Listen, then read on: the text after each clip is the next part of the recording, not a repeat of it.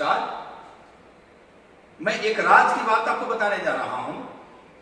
50 सालों के अंदर इस पर पृथ्वी पर बहुत कुछ ऐसा होने जा रहा है जिसकी कल्पना आपने कभी की भी नहीं होगी। 3 से 4 साल निकल गए हैं। मैंने 2019 के जुलाई में ही बताया था कि 50 वर्षों में पृथ्वी पर क्या क्या होने जा रहा है, जिसमें मैं प्रथम बताया था कि एक महामारी भी आ रही है। तो अभी जीवन में क्या क्या घटना घटने वाली है, ये सब पहले से फिक्स है।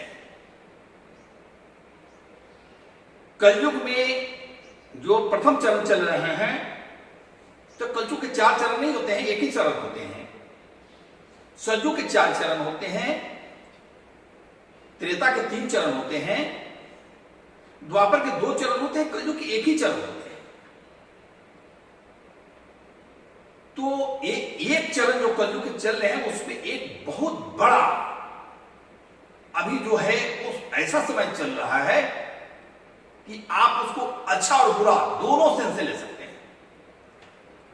अच्छे लोगों के लिए बहुत अच्छा समय आ रहा है ये 50 वर्ष के अंदर, और बुरे लोगों के लिए बहुत खराब समय आ रहा है इस 50 वर्षों के अंदर। ये मेरी बात नहीं है, मैंने जो अनुभव किया है, मैंने जो देखा है, वो बात मैं आपके सामने रखता हूं। तो अभी अज्ञात सूत्रों से मुझे ज्ञात है कि श्री हनुमान जी महाराज कलयुग में साक्षात देवता है। एक मुखी से 11 मुखी तक हनुमान जी की शक्ति है, उससे ऊपर भी अनंत शक्ति हनुमान जी की है। लेकिन अभी हनुमान जी पंचमुखी रूप से और एकादश मुखी रूप से उनके दिव्य प्रभाव इस भारत भूमि पर फैलने वाले हैं। एक बात, शिव के अघोर रूप, शिव के मृत्युंजय रूप, शिव के नीलकंठ रूप और शिव के सोम रूप, ये 4 रूप अभी बहुत बड़ा दिशा देंगे।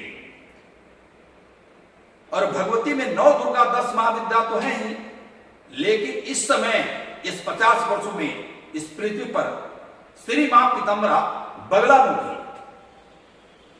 उनकी शक्ति बहुत प्रभावी हो जाएगी।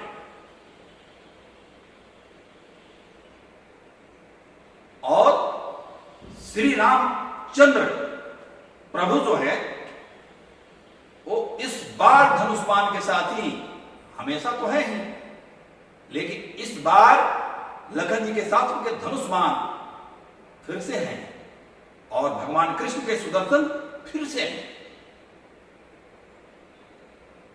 वो समय आ रहा है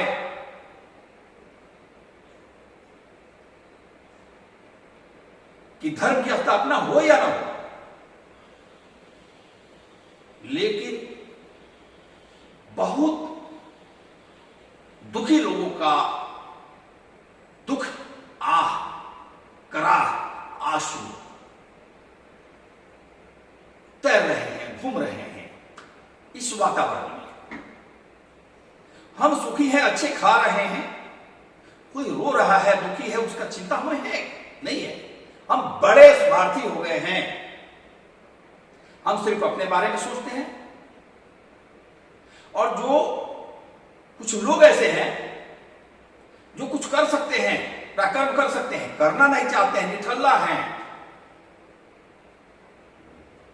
दिन भर समय बर्बाद कर देंगे, कुछ काम नहीं करेंगे। मनुष्यता खोने लगी है। लेकिन सबसे बड़ी विडंबना है कि धर्म की बहुत हानि हो रही है। जोड़ के रखना चाहिए, प्रेम से मनुष्य में रहना चाहिए, लेकिन हो क्या रहा है, कभी उनके बारे में, कभी उनके बारे में, कभी उनकी जस है तो उनको हटाओ, कभी उनके जस गाता बढ़ रहे हैं तो उनको हटाओ, कभी उस मंदिर की चढ़ावना है तो उसे डैमेज करो, कभी वो विवाद, कभी वह विवाद। अरे क्या हो रहा है? जो जिसका है उसे मिलना चाहिए, लेकिन धर्म के आड़ में, सोशल, सामाजिक सोशल के आड़ में काम मत करिए, प्रलय का समय आ रहा है, दंडित होइएगा, सब दंडित होइएगा, मैं मर जाऊं, याद रखिए मेरी बात। इस 50 वर्षों में जो घटनाएं घटेगी उसे समझिए। अरे जिंदगी में लोगों के कराहे कम है, आहे कम है, दुख कम है क्या? अरे दुख देने वाले कौन है? आप ही हम मिलकर एक दूसरे को दुख देते हैं। कोई कहीं बैठा है तो उसको फंसा देंगे, कोई कहीं बैठा है तो उसको डाउन करेंगे। कौन देता है किसको दुख? तो इंसान बनिए, एक दूसरे की सहायता करने के लिए इंसान का कर्तव्य है। तो प्रलय का समय आ रहा है, जगदम्बा रुष्ट हो गई है, आप हो या हम, कोई बख्शाएंगे नहीं, सब दंडित होंगे। इसलिए धर्म के काम भी आदर से कीजिए, रिस्पेक्ट से कीजिए, उनके कृपा के तहत कीजिए। इंसान की जीवन क्या है? अभी है, अभी रफादफ, लेकिन यहां तो है कम से कम लोगों को खुशियां तो बांटिए। इतना ईर्ष्या, इतना जलन, इतने क्रोध, इतने कुविचार, ये कौन सा धर्म है? ये अधर्म का काम करके कौन सी ईश्वर की उपासना है? कौन सा काम हो रहा है? कौन सा समाज सुधार हो रहा है? कौन सा ज्ञान बांटा जा रहा है? जिसको जो अनुभव है, जिसने जो अनुभव किया उसका अनुभव परफेक्ट है। लेकिन जातिवाद की लड़ाई, धर्म की लड़ाई सदियों से होती आई और कभी हम समझे नहीं कि क्या है सच्चाई।